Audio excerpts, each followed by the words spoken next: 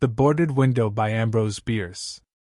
In 1830, only a few miles away from what is now the great city of Cincinnati, Ohio, lay a huge and almost endless forest. The area had a few settlements established by people of the frontier. Many of them had already left the area for settlements further to the west.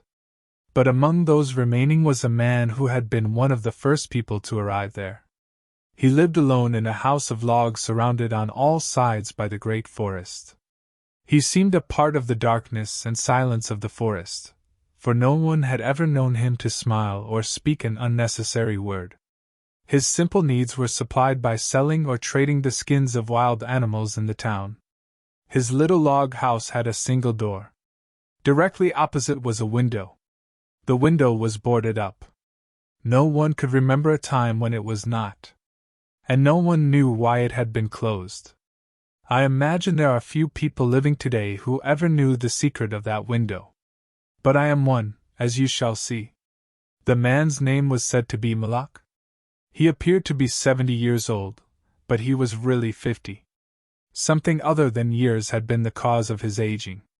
His hair and long, full beard were white. His gray, lifeless eyes were sunken. His face was wrinkled. He was tall and thin with drooping shoulders, like someone with many problems. I never saw him. These details I learned from my grandfather. He told me the man's story when I was a boy. He had known him when living nearby in that early day. One day Moloch was found in his cabin dead. It was not a time and place for medical examiners and newspapers. I suppose it was agreed that he had died from natural causes, or I should have been told, and should remember.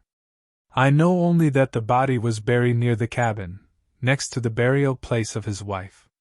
She had died so many years before him that local tradition noted very little of her existence.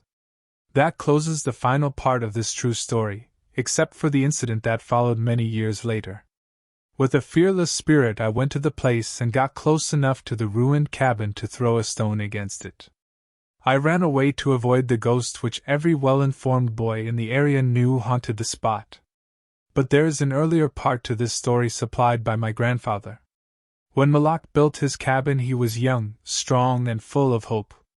He began the hard work of creating a farm. He kept a gun and a rifle, for hunting to support himself.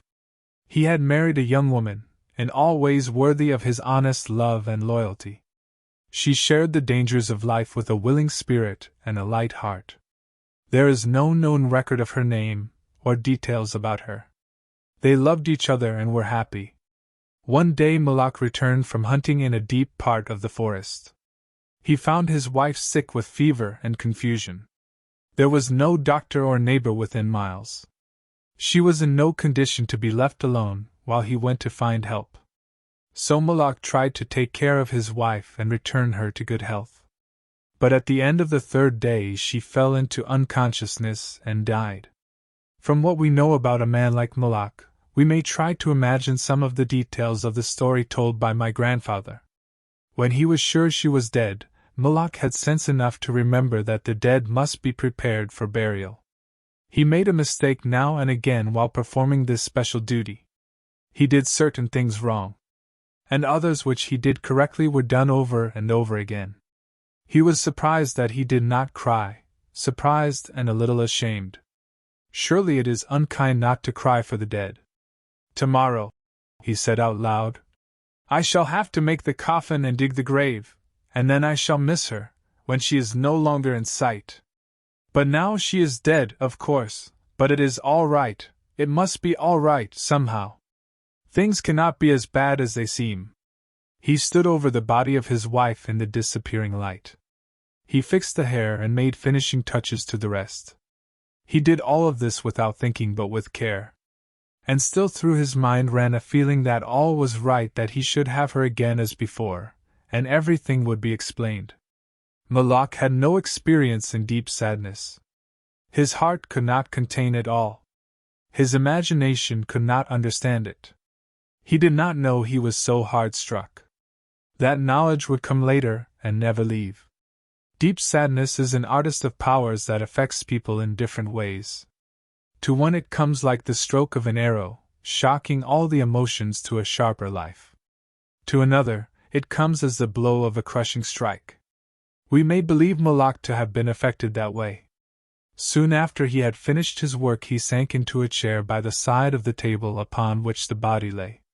He noted how white his wife's face looked in the deepening darkness. He laid his arms upon the table's edge and dropped his face into them, tearless and very sleepy. At that moment a long, screaming sound came in through the open window. It was like the cry of a lost child in the far deep of the darkening forest. But the man did not move. He heard that unearthly cry upon his failing sense, again and nearer than before. Maybe it was a wild animal, or maybe it was a dream. For Moloch was asleep. Some hours later he awoke, lifted his head from his arms and listened closely. He knew not why. There in the black darkness by the side of the body, he remembered everything without a shock. He strained his eyes to see he knew not what. His senses were all alert. His breath was suspended. His blood was still as if to assist the silence. What had awakened him, and where was it? Suddenly the table shook under his arms. At the same time he heard, or imagined he heard, a light, soft step and then another. The sounds were as bare feet walking upon the floor. He was afraid beyond the power to cry out or move. He waited there in the darkness through what seemed like centuries of such fear. Fear as one may know, but yet live to tell. He tried but failed to speak the dead woman's name. He tried but failed to stretch his hand across the table to learn if she was there. His throat was powerless. His arms and hands were like lead. Then something most frightful happened. It seemed as if a heavy body was thrown against the table with a force that pushed against his chest. At the same time he heard and felt the fall of something upon the floor. It was so violent a crash that the whole house shook. A fight followed and a confusion of sounds impossible to describe. Moloch had risen to his feet. Extreme fear had caused him to lose control of his senses. He threw his hands upon the table. Nothing was there. There is a point at which fear may turn to insanity, and insanity incites to action. With no definite plan and acting like a madman, Moloch ran quickly to the wall. He seized his loaded rifle and without aim fired it. The flash from the rifle lit the room with a clear brightness. He saw a huge fierce panther dragging the dead woman toward the window. The wild animal's teeth were fixed on her throat. Then there was darkness blacker than before, and silence.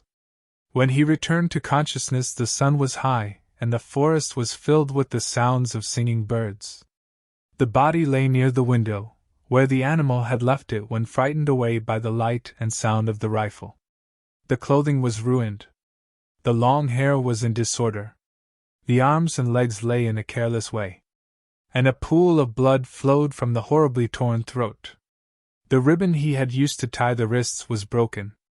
The hands were tightly closed. And between the teeth was a piece of the animal's ear.